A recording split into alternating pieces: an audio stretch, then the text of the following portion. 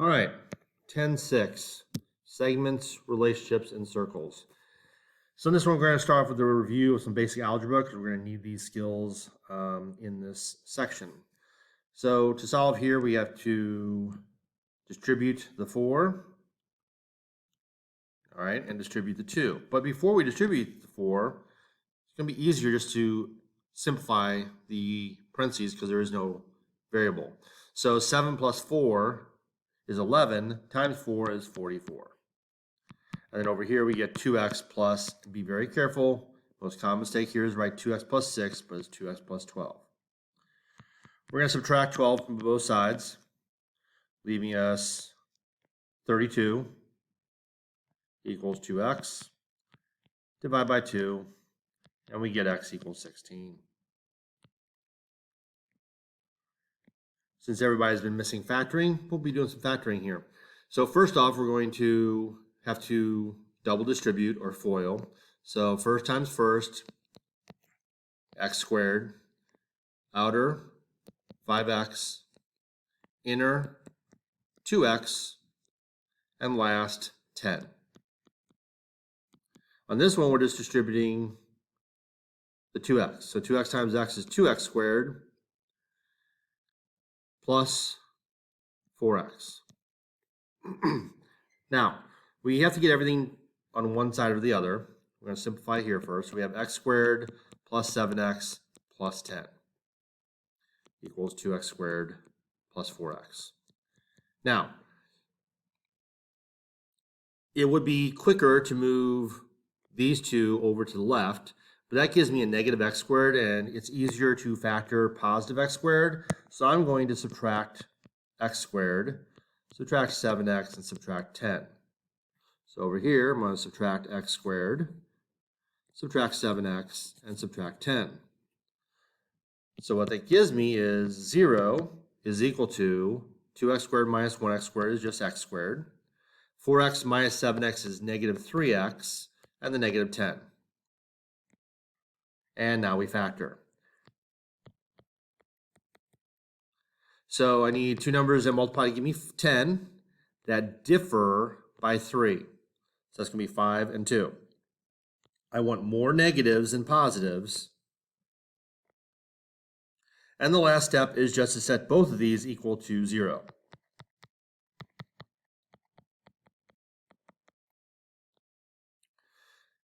Which gives me 5 and negative 2. Final answer. All right, new theorem, segment of chords theorem. If two chords intersect inside the circle, then the product of the lengths of the segments of the one chord is equal to the product of the lengths of the other chord. So basically, this times this is equal to this times this. All right? So it's a little bit easier to understand in actual application. So let's do that. So this segment right here is x plus 2. This segment is x plus 1. So we take x plus 2 times x plus 1. And then this segment is x. This segment is x plus 4. So it's equal to x times x plus 4, which is just similar to what we just did on the previous page of review. So over here, I'm going to FOIL x squared, 1x, 2x, and 2. Here I'm just going to distribute x squared plus 4x. So on the left side, I'm going to simplify first. I have x squared plus 3x plus 2 equals x squared plus 4x. Now I'm not going to try to move everything to one side because if you notice, when I subtract x squared from either side, they go away. So I'm left with 3x plus 2 equals 4x. So now I'm going to just subtract 3x to keep everything positive, and x is 2. Now notice the instruction said find ML and JK. So that's the two chords. So we need to plug in a 2 here, here, here, and here. Okay, so ML is going to be 2 plus 2, which is 4, plus 2 plus 1, which is 3, 7. And then JK is going to be equal to, well, just simply 2 plus 2 plus 4, so 8. So ML is 7, JK is 8. All right. New theorem. Sorry, concept, sorry. So, a lot of vocabulary here. A tangent segment, all right, that's right here, that's this piece right here, is a segment that is a tangent to a circle at an endpoint, all right? So, since it has an endpoint, it's a segment. It has 2 endpoints, P and S. A secant segment, okay, that's the whole thing here from PR. That's PR. Okay, PR is a secant segment. I know it looks like it's, it says this here, it looks like it's the inside, but if you notice, it's the whole thing. So there's an external and an internal part. So it's busted into inside and outside. All right, so a secant segment is a segment that contains a chord of a circle and has exactly one endpoint outside the circle. The part of a secant segment that's outside is called external. All right, and then the other part, like I said, I just refer to as internal. There's an inside part and an outside part.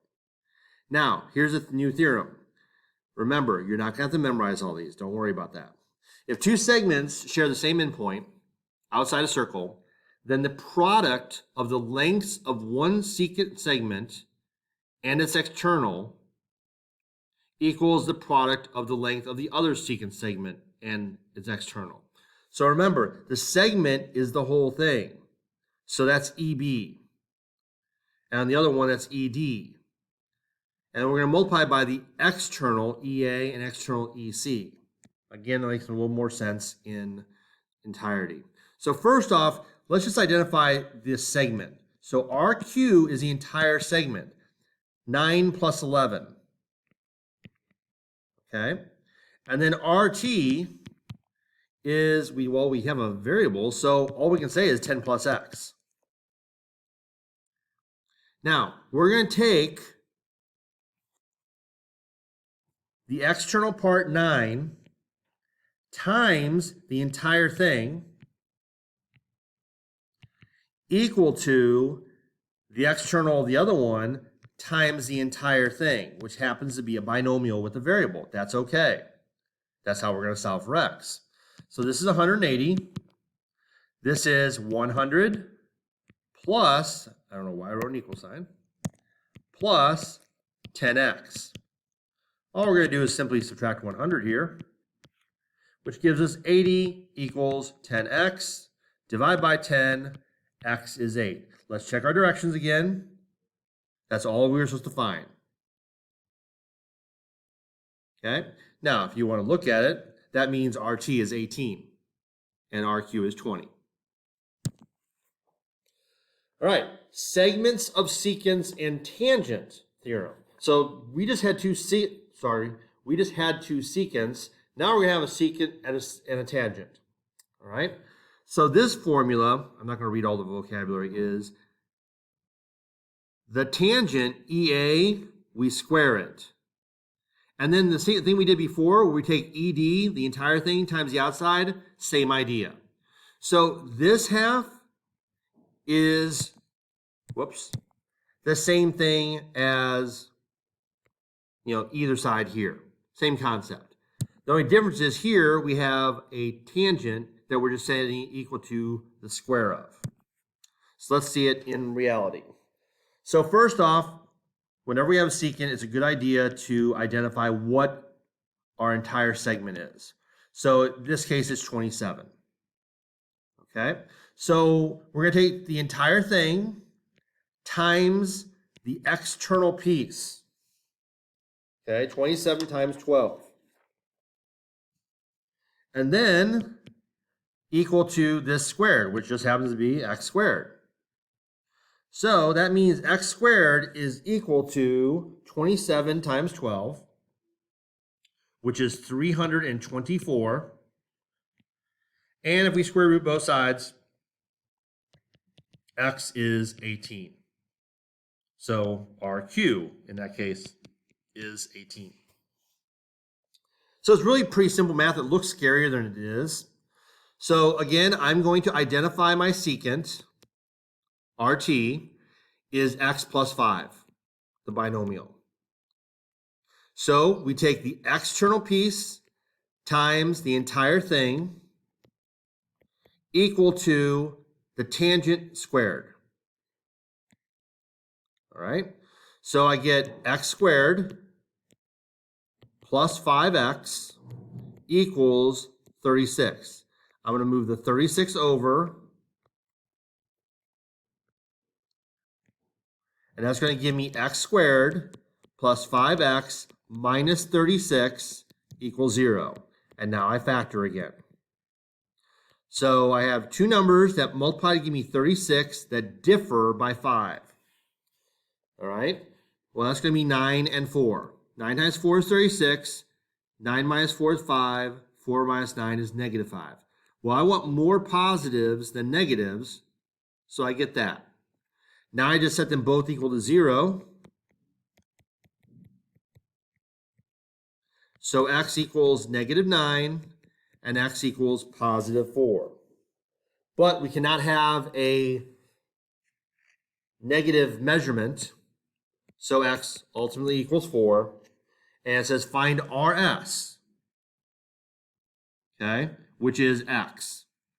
So we'll just put it right here. RS equals 4. And our last example, just like the last section, we have what looks like the Earth again, but it's an aquarium tank.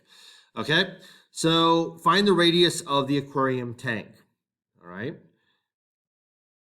So let's look at the secant first. Okay. So the secant is this entire piece right here. So what do we have? We have r plus 8. So DC, identify that first, is r plus 8, which is really 2r plus 8. So we take the entire thing times the external equal to the outside squared. Again, the math isn't that hard. It's just filling in kind of an intimidating formula at first, but once you get used to it, it's not that bad. We're going to distribute and get 16r and 64, and over here we get 400. Right? Since I don't have any squared variables, I want my letters on one side and my numbers on the other, so I'm going to subtract 64, which gives me 16r equal to 336. When I divide by 16, I find out that r is 21. What did it want me to find? Well, r, the radius. And the radius is 21. And that is it.